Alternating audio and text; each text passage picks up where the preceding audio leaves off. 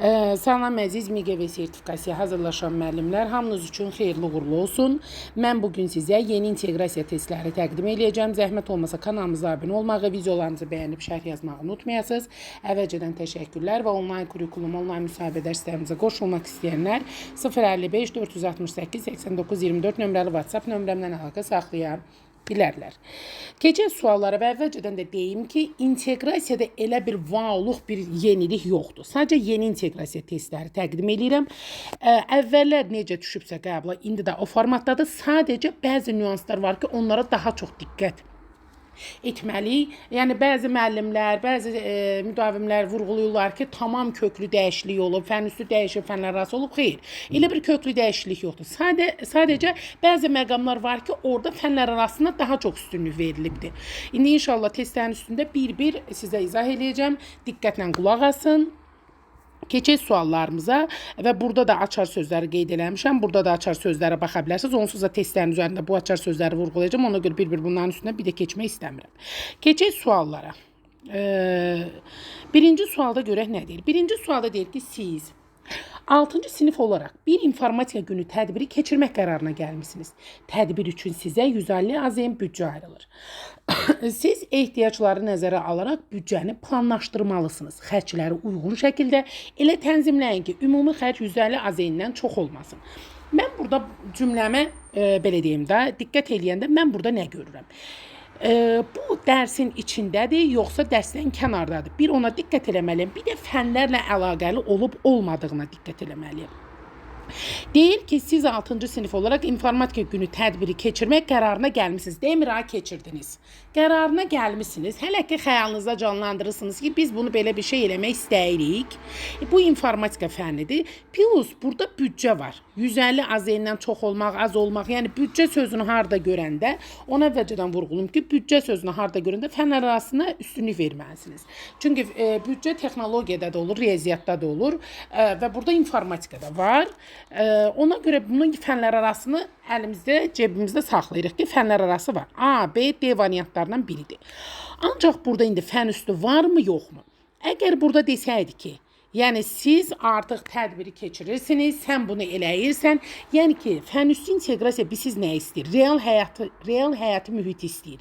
Yəni metakognitivliyi, öz ailən, öz üzərində olan bir tətbiqi nəzərdə tutur. Biri var fərz elədiyim bir mühit, biri var real həyatda olan bir mühit. Real həyat nədir? Yəni mənim öz başıma gələn, mənim özümün elədiyim, mənim özümün icra elədiyim. O olanda fən üstü olur. Ancaq, yəni həmişədən belə olub, ha? Yəni ilk dəfədir belə deyil. Ancaq mən onu sadəcə zənn eləyirəm, zənnimdə tuturam ki, mən belə eləsəm, təsəvvür eləsəm, fərziyyələrim də, yəni zehnimdə artıq mən bunu canlandıramsa, zehni prosesim varsa, bu artıq olur fənlər arası. Bax, yaddan çıxartmayın. Biri var konkret, lor dildə deyim. Biri var konkret, əlimiz toxunan, yəni İngilis dilinin zisi. Bu sözünə necə deyirik? Zis. Konkret isim. Bu olanda olur fən üstü. Ancaq mücərrəd isim olanda, yəni mücərrədlik olanda və yaxud İngilis dilində də zət zos deyirik də, toxuna bilmirik, kənarda olanda. Bu fənlər arası olur. Baxın, beyninizdə elə çanxlayın. Konkret olanda fən üstüdür, mücərrədlik olanda mücərrəd deyəndə, yəni beynimdə hələ ki canlandırıram. Onda fənlər arası olur. Baxır, çünki beynində canlandırırsansa, orada avtomatik fənlər arası verir. Siz deyə bilərsiniz ki, mənim hardan bilirsiniz ki, fənlər arasında? İstər-istəməz orada hər hansı bir fəndən əlaqəni orada vurğuluyur. Yəni mücərrədlik olanda eləcə fən daxili verə bilməz. Fən üstü verə bilməz. Mütləq orada fənlər arasını vurğulamalıdır. Və burada da informatika və riyaziyyat texnologiya fənlərinin vəhdətini biz burada görmüş oluruq və informatika tədbiri keçirmək qərarına gəlmişsiniz deyir. Ona görə biz burada yalnız fənlər arası götürürük. Ancaq ikinci sualda nə deyir? Siz 6-cı sinif olaraq bir tədbir keçirirsiniz. Baxın, keçirmək qərarına gəlmişsiniz demir, ha, yuxarıdakı kimi. Keçirirsiniz deyir. Tədbir üçün sizə 150 AZM büdcə ayrılır. Siz ehtiyacları nəzərə alaraq büdcəni planlaşdırırsınız. Artıq bizim boynumuza qoyublar bunu. Siz eləyirsiniz. Xərcləri uyğun şəkildə elə tənzimləyirsiniz ki, ümumi xərc 150 AZM-dən çox olmur. Yəni sən artıq bunu plan olaraq cızırsan, beynində canlandırırsan, ona görə bu fən üstü olur. Plus fənlər arası da olur. Çünki burada riyaziyyat, informatika, texnologiya öz yerində dayanıbdır. Ancaq biz bunu bizim belə deyək, konkret olaraq bizim boynumuza qoyublar ki, sən bunu eləyirsən. O zaman nə olur? Konkretlik olanda olur bu fən üstü. Ancaq dediyim ki, mücərrətlik olanda fərz elə, təsəvvür elə, xəyallar aləmində yaşayırsa, bu nədir? Mücərrətlikdir. Belə deyək də, nədir bu kişinin adı? Vygotsky nəzəriyyəsində məkan vizual olan qabiliyyət kimdə idi? Xəyallar, çiçəklər, ləçəklər, böcəklər, yəni beynində canlandırır. O fənlər arası olur. Yəni beyninizdə elə canlandırır. Amma konkretliyi sevən, məntiqi riyazi qabiliyyəti olan. Bu konkretdir. Budur. Yəni bu insanlar artıq belə deyək, fən üstüdür. Metakognitivlik bunlarda yəni fulldur da, metakognitiv insandır. Ancaq mücərrətlik olan sadəcə xəyallar aləminə daha çox üstünlük verir. Belə deyirəm, yadınızda qalsın da. Yəni bu il artıq bunu daha çox ön planda tutublar. Yəni qaydalar dediyim kimi standartdır. Sadəcə 1-2 nüansı vurğulayıblar ki, belə olanda belə olmalıdır. Yəni cümləni görsəz sizi cümlə çaşdıra bilər. Biri deyir informatika günü tədbiri keçirmək qərarına gəlmisiniz. Birində deyir tədbir keçirirsiniz. Mən özüm bu testləri bu formatda dəyişmişəm ki, görəsiniz ki, yəni necə olsa necə ola bilər. Ona görə 1 D olanda 2, 1-də elə bir yalnız fənlər arası olur, 2-də amma fənlər arası və fən üstü olmuş olur. 2-də A olmuş oldu. 3-cü suala baxırıq. Şagirdlər qrup halında dünyanın müxtəlif iqlim qurşaqlarında yaşayan insanların həyat tərzini araşdırmalı, həmin iqlimdə yaşamaq üçün uyğunlaşdırılmış ekoloji yaşayış məskən layihəsi hazırlamalıdırlar. Daha sonra bu yaşayış məskənini 3D modelləşdirmə aləti və ya interaktiv təqdimat vasitəsilə təqdim etməli və bu yaşayış formasının iqlim dəyişikliyinə qarşı dayanıqlığını əsaslandırmalıdırlar. Mən baxıram ki, burada mənə bir konkret iş verilib, konkret iş icra olunması vurğulanıb, yəni konkret iş icra olunursa, bu fən üstü olur. Tapşırılıb, tapşırılmayıb. Baxıram, tapşırılmayıb. Hələ ki, mən fənlərə baxıram. Coğrafiya var, ekologiyadır və informatika var, 3D modelləşdirmədir. Coğrafiya ilə informatikanın arasında əlaqə olursa, bu yalnız fənlər arası olur, C bəndi. Dediyim kimi, əgər burada desək ki, konkret şagird və plus burada nə var? Qrup halında sözü var, təqdimat, interaktiv, yəni burada artıq qrup halında olunursa, sən artıq belə deyim, yalnız sənin özünə tapşırılmayıb ki, get bunu həyatda elə. Qrup halında varsa, qrup halı harda olur? Evdə yoxsa sinifdə? Əlbəttə ki, sinifdə olur, evdə olmur. Bax, elə bu sözdə biz avtomatik fən üstüdən uzaqlaşdırmalıdır. Qrup halında sözü varsa, bu fənlər arasıdır. Fən daxil də ola bilər, amma burada fən daxili şagird füqi inteqrasiya yoxdur. Amma fən üstü ola bilməz. Çünki qrup halında sinifdə olur, evdə olmur. Yaddan çıxartmayın. Ona görə 3 oldu C bəndi. Ancaq bu sual necə olsa fən üstü olardı. Məsələn, Əli dünyanın müxtəlif iqlim qurşaqlarında yaşayan insanların həyat tərzini araşdırmaq üçün həmin yerlərə səfər edir və həmin iqlimdə yaşamaq üçün uyğunlaşdırılmış ekoloji yaşayış məskən layihəsi hazırlar. Görürsünüz, Əlinin özünə tapşırıb. Şagirdin özünə tapşırıb ki, get, araşdır, tap, gətir, götür, işini icra elə. Şagirdin birinə tapşırsaydı işi, yəni metakognitiv, o da artıq öz məsuliyyətini dərk edir, bilir nəyi, necə, harda eləmək lazımdır. O zaman fən üstü olur. Burada fənlər arasılıq, çünki bir həyat tərzi deyil, müxtəlif iqlim qurşaqları. Bax, məsələn, burada fənlər arası da ola bilərdi, ancaq həm fənlər arası, həm fən üstü yoxdur. Yəni, nəyə görə elə qeyd edə bilərik? Çünki coğrafiya ilə, texnologiya ilə əlaqələndirə bilərik, ancaq belə baxanda burada yalnız coğrafiya var. Ona görə burada fənlər arası götürə bilmərik. Ancaq yenə deyirəm. Görürsünüz, deyir ki, 3-cü sualda desəydi ki, şagird sən get dünyanı gəz, bu iqlim qurşaqlarında bunları elə, bunları tapşırsaydı, fən üstü olardı. Konkret iş icra olunsaydı. Burada sadəcə deyir ki, qrup halında siz bunu eləyirsiniz. Sinifdə olan bir şey fən üstü ola bilməz. Yaddan çıxartmayın bunu. Sinifdə olan iş fən üstü hesab olunmur. Yaddan çıxartmayın bunu. Özünüzdə də qeyd edin. Deməli, burada da oldu A bəndi. Çünki şagirdin məhz özünə tapşırıb ki, get sən bunu araşdır. 4 ona görə A bəndi olmuş oldu. 5-ci suala baxırıq. Əli dünyanın müxtəlif iqlim qurşaqlarında yaşayan insanların həyat tərzini araşdırmaq üçün həmin yerlərə səfər edir. Görürsünüz, yenə Şagird getdi səfər elədi və həmin iqlimdə yaşamaq üçün uyğunlaşdırılmış ekoloji yaşayış məskən layihəsi hazırlayır. Baxın, layihə sözü də varsa, mən demişəm, layihə harda varsa fən üstü götürün. Ancaq yeni qaydaya əsasən, yeni qayda deyəndə, yəni layihədə onsuz da belə deyim də, elə bir işdir ki, elə bir iş üsuludur ki, orada mütləq başqa fən də çıxış edirsən. Çünki sən onu yarım il boyu apara bilirsən layihəni.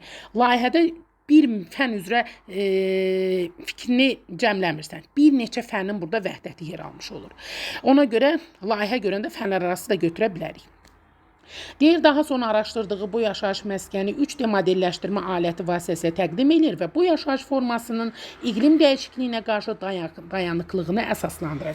Burada həm fən üstü var, həm fənlər arası var. Həm coğrafiyanın, informatikanın əlaqəsi var, 3D var, bir də iqlim qurşaqları var. Həmçinin də fənlər arası, həm də fən üstü var. Çünki məhz əlinin özünə tapşırıqdır. Məhz şagirdin özünə tapşırır. Həmçinin digər fənlərin də əlaqəsi burada yer almış olur. Ona görə burada cavabım fən üstü və fənlər arası D bəndidir. 6-cı sualda deyir ki, tapşırıq sizə sağlam qidalanma planı hazırlamaq tapşırılmışdır. Planı hazırlayarkən şəxsin yaş və sağlamlıq vəziyyətini nəzərə almalısınız. Eyni zamanda şəxsin büdcəsi də nəzərə alınmalıdır. Müəllim sinifdə hansı inteqrasiyanı reallaşdırır? Baxın, elə bunun sualın özündən biz tuturuq ki, müəllim sinifdə. Görürsünüz, evdə demir. Evdə desəydi fən üstü olardı. Plus, burada tapşırıq sözü var. Tapşırıq sözü varsa bu da sinifdə olduğunu göstərir. Yəni 2 dənə bizim açar sözümüz var. Bir tapşırıq sözü, bir də müəllim sinifdə sözü. Bu göstərir ki, mən barbar bağırır ki, mən fənlər arasıyam, fən üstü deyiləm. Və burada bizə demir ki, sən o sağlam qidalanma planını hazırla. Ümumiyyətlə danışır ki, sizə sağlam qidalanma planı hazırlamaq tapşırılıb. Planı hazırlayarkən şəxsin yaş, sağlamlıq vəziyyəti nəzərə almalısınız.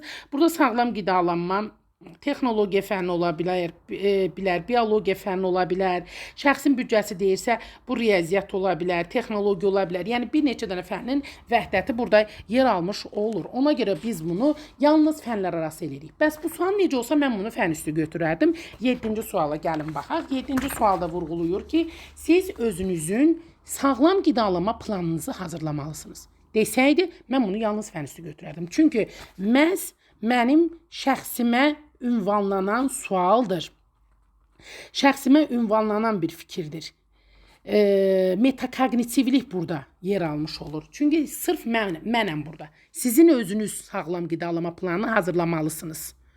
Mənim özümə ünvanlanır. Ümumi şəkildə demir. Bayaq ümumi şəkildə nə dedi? Sizə sağlam qidalanma planı hazırlamaq tapşırılmışdır. Hələ ki, sən hazırlayasan.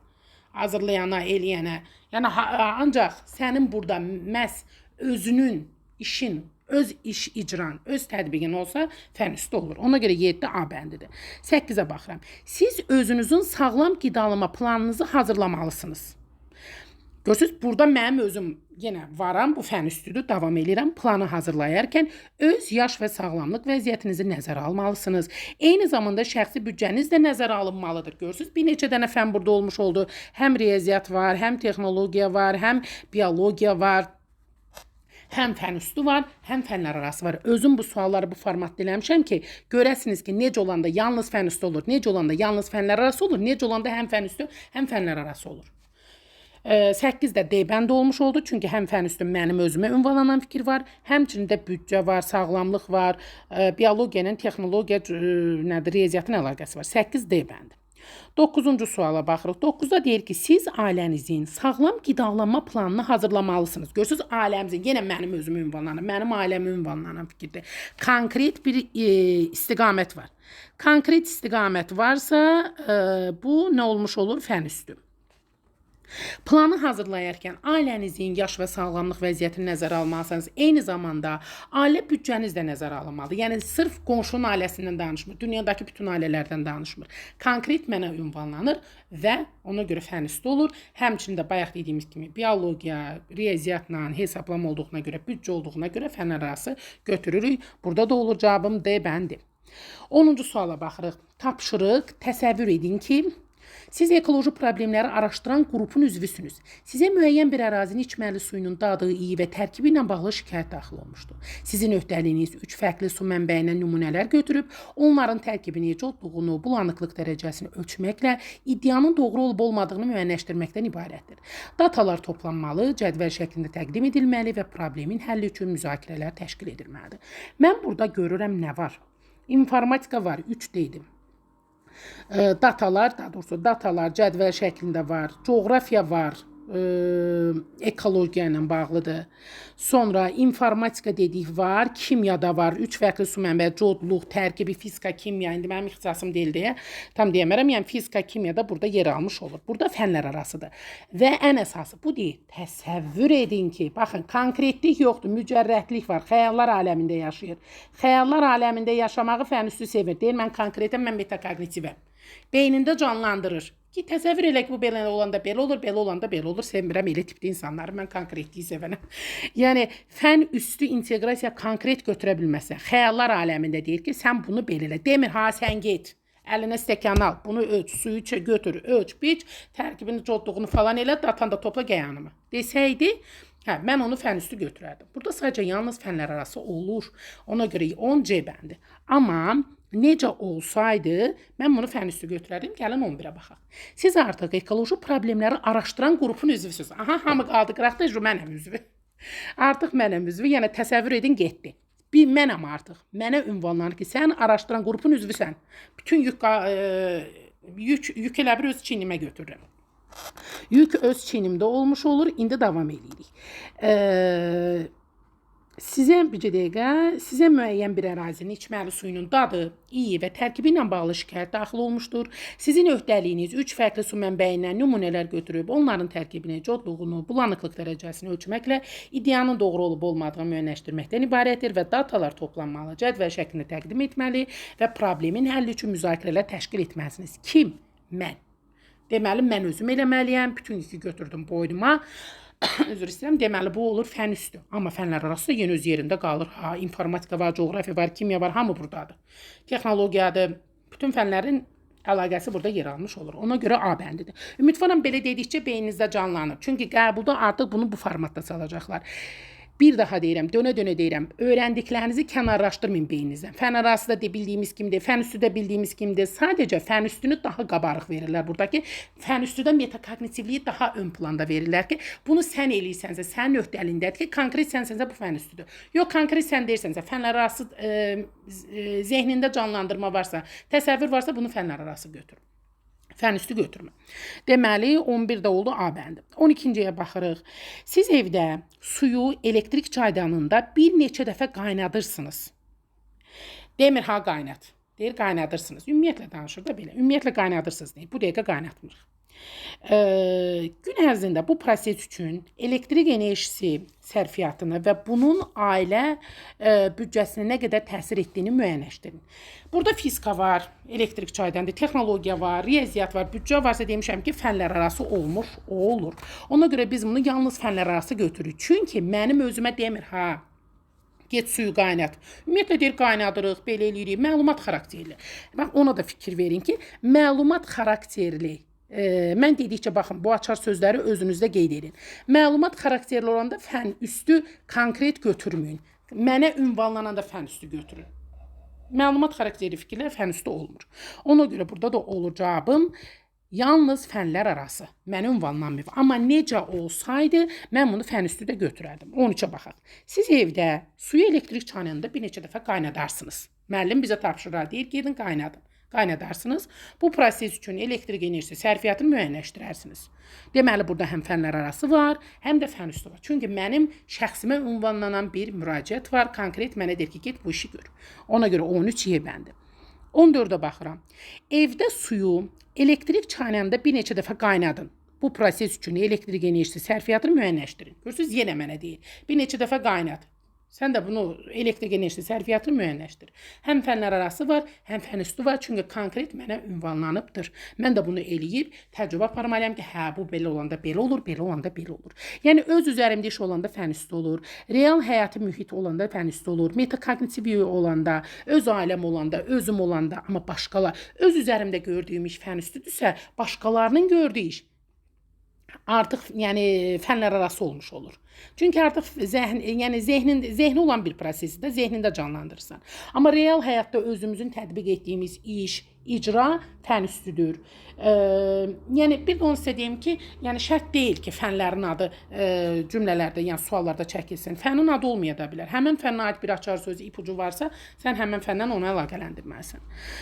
Belə deməli 13Y oldu, 14də Y oldu. Çünki bu da fən üstü və fənlər arası olur və nəhayət 15-ci suala baxıram.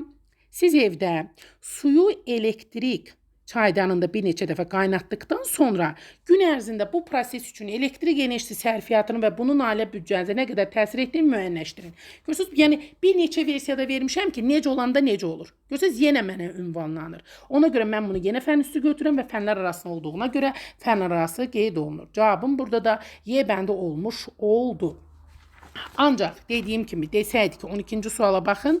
12-ci sual hardaydı? Deydi ki siz evdə suyu elektrik çaydanında bir neçə dəfə qaynadırsınız.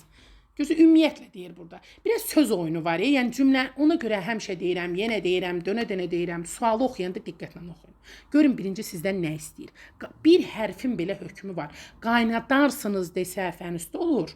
Qaynadırsınız desə ümumiyyətlə danışır. Bu fənlər arası olur. Düzdür.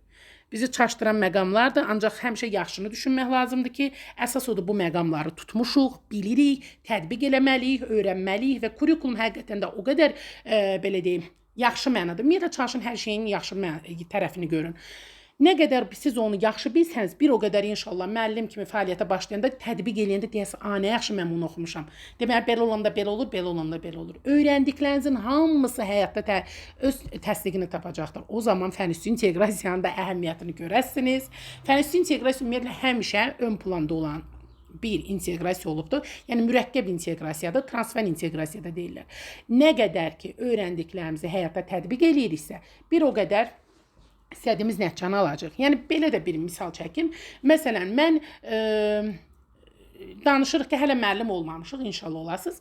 Mən müəllim olanda belə eləyərəm. Məsələn, bu fəndən, yəni fən yox, yəni hər hansı bir mövzu ilə mövzunun əlaqəsini göstərsən. Bu fənlər arası olur.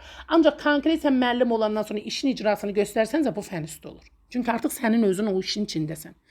Ümidvaram başa düşdüyü çətin bir şey yoxdur. Yenə bir daha açar sözlər deyirəm. Məlumat xarakterli olanda fən üstü götürmürük. Sinifdə olan iş fən üstü hesab olunmur. Konkretlik varsa fən üstüdür. Yəni məntiq riyazi qabiliyyətdir, metakognitivlikdir. Bunlar fən üstüyə aiddir. Ancaq mücərrədlik, xəyallar aləmində məkan vizual fənlər arası olur. Bu qədər uğurlar, xeyrini görəsiniz. İnşallah qəbulda da istədiyiniz nəticəni əldə edərsiniz. Allah yolunuzu açıq eləsin.